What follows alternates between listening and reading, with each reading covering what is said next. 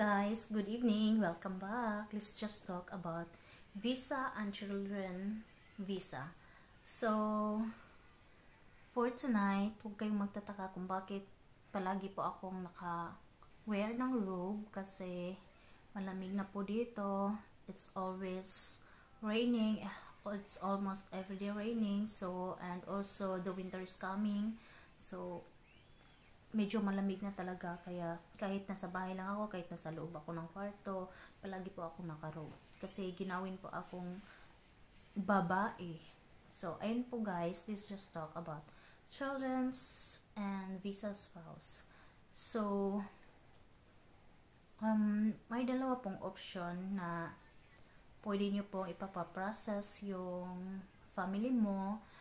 Pwede mo pong what we called DIY. So, kayo mismo po yung magpa-process through online. So, magtingin lang po kayo sa YouTube kung paano po mag-process ng family. At saka yung second option is yung company po ng asawa nyo as a butcher is pwede po sila mag-process. At saka meron din pong dalawang way of payment. So first one is magbabayad ka po sa company sa lahat ng expenses. So including visa, medical, so and also tickets. So yon babayaran mo. It's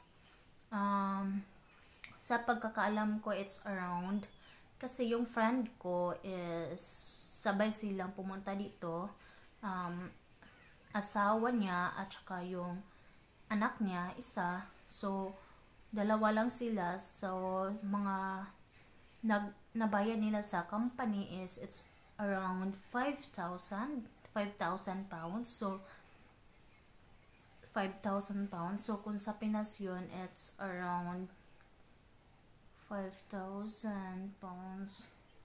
Kung sa Pinas, wait lang. Ano natin? I-calculate natin.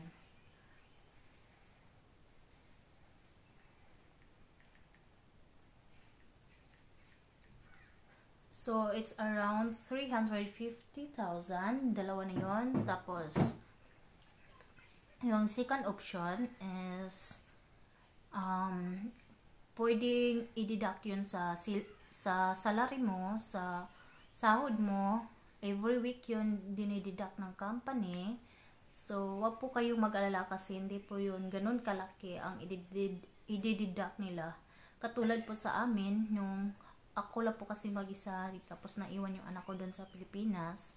So, yung deduction po ng asawa ko is just only 35 pounds around like that. So, hindi masyadong mabigat. So, ayun po no. So, ayan po yung way of processing the visas. So, let's just talk about na naman sa work ng mga asawa dito. So, before, since yung company nag-process sa mga documents ko, so, sa paglipad ko dito sa UK, so, sa kanilang company po ako nagtatrabaho. I am almost 3 months po before ako lumipat as a caregiver sa care homes. Meron pong mga care homes dito na pwede mong applyan. Tapos, hindi naman ganun kabigat yung trabaho dito. Kasi, it's knowing as a caregiver is taga-alaga po sa amin po is matanda po yung inaalagaan namin, hindi bata. So, hindi naman po mabigat kasi sanay naman po ako sa mga dumi, ihi, ganun lang. Paangasan lang po ng mukha. Patigasan lang po ng mukha talaga kapag mabaho yung aalagaan mo. It's around 20 patients everyday yung pinupunasan namin. So, araw-araw yan. Every minute, every hour po kami kapag may mga pasyente na nagdudumi. So ayun, hindi naman po ganun kabigat yung trabaho. So yun po yung trabaho namin as a wife dito. Anong requirements to apply? Requirements sa mag-apply ng ng as a caregiver, wala po talaga requirements. Alam mo yun? Bakit Yung, walang requirements? yung hindi katulad sa sa Pilipinas, yung may mga may mga NBI, may mga PhilHealth, yung ang daming requirements, mayroon pang mga anong tawag doon, BIR, yung ganun, yung anong tawag doon, darling? Ano?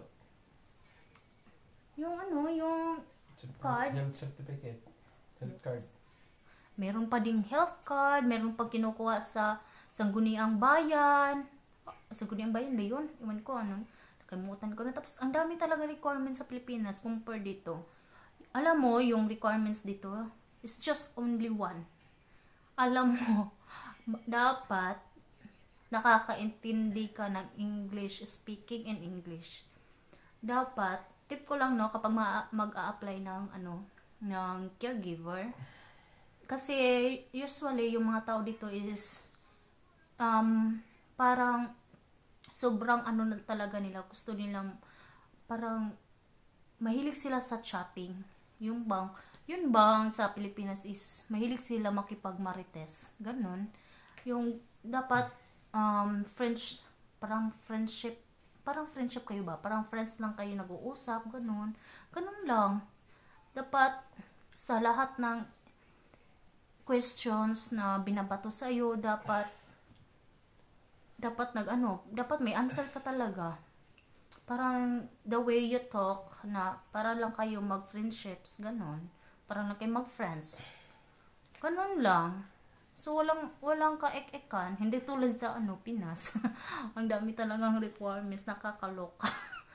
So, ayun Tsaka, let's just talk about sa school ng mga childrens dito. So, wag kayong mabahala, wag kayong problema.